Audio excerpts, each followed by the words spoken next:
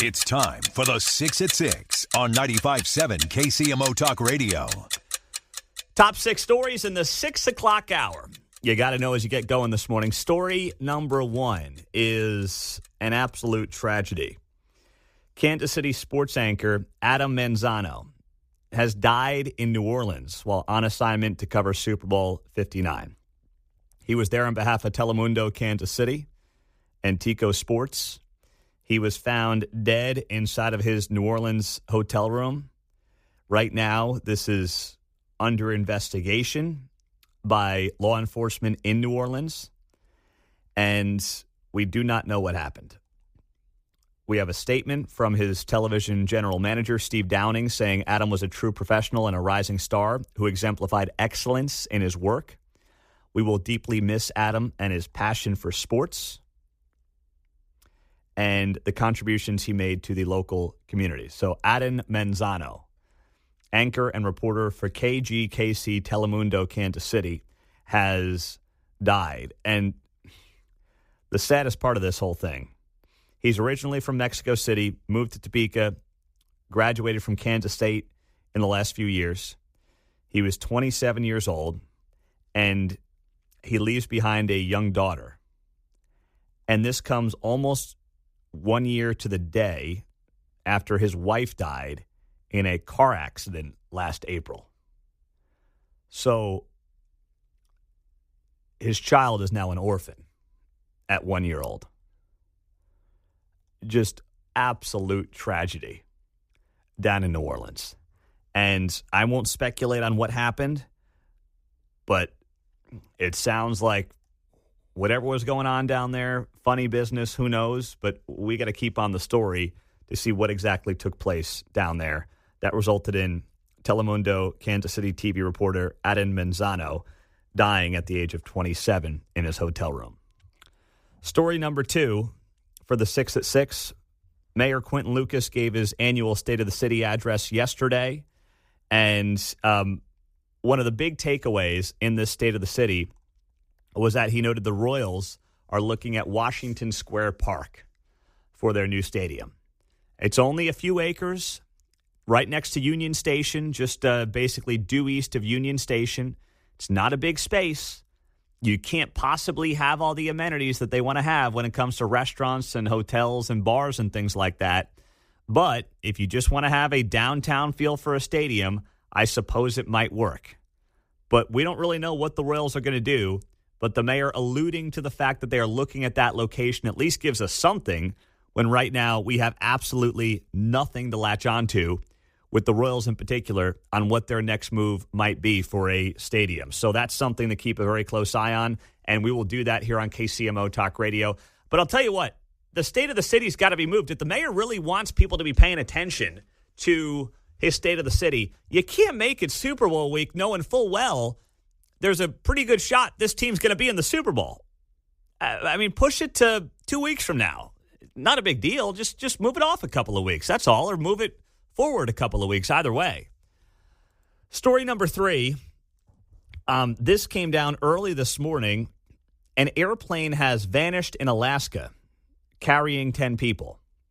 There's a desperate search underway this morning in Alaska for a plane carrying 10 people that vanished yesterday afternoon.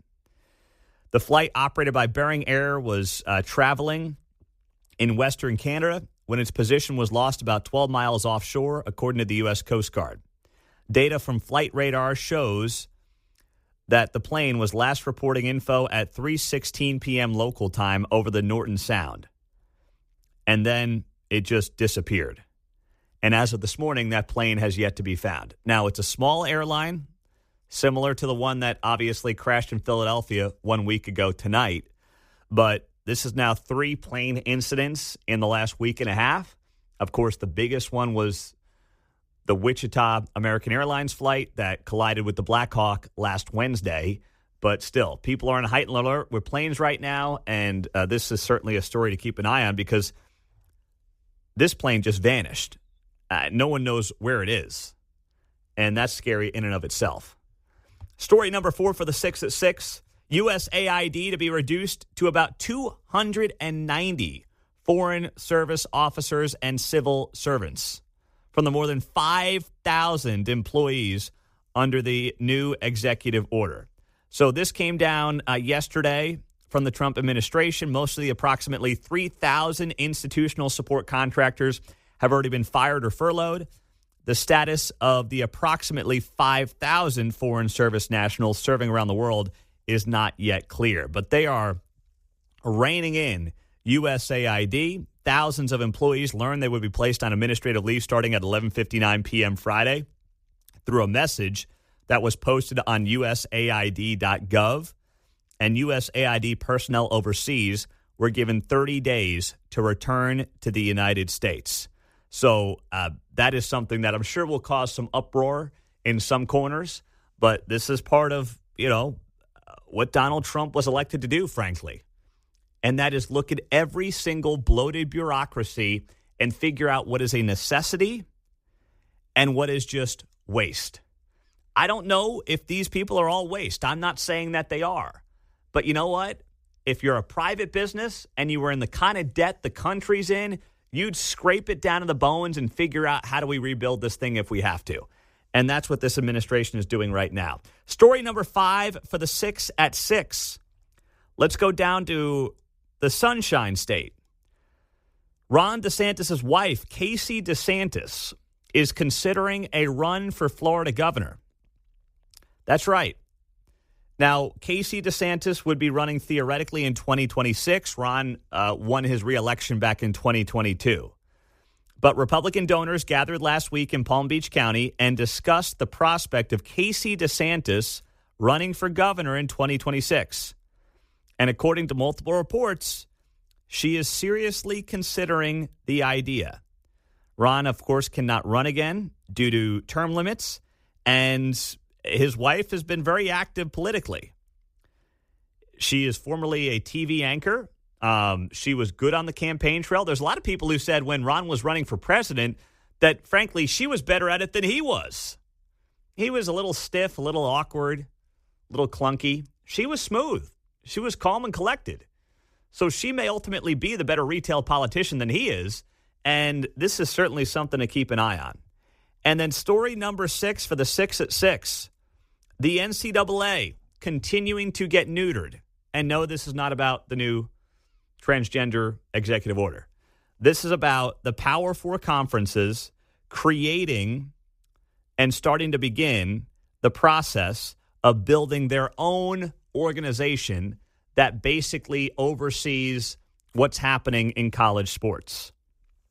There's no name for it yet, but the Power Four conferences are now, according to Yahoo Sports, going to build this adjacent and intertwined operation with the NCAA that will determine how college athletics are policed, getting rid of the NCAA-controlled process of investigations, enforcement, things like that. So that is something to keep a very close eye on, and we will as those reports roll out on KCMO. There's your 6 at 6, top 6 stories in the 6 o'clock hour.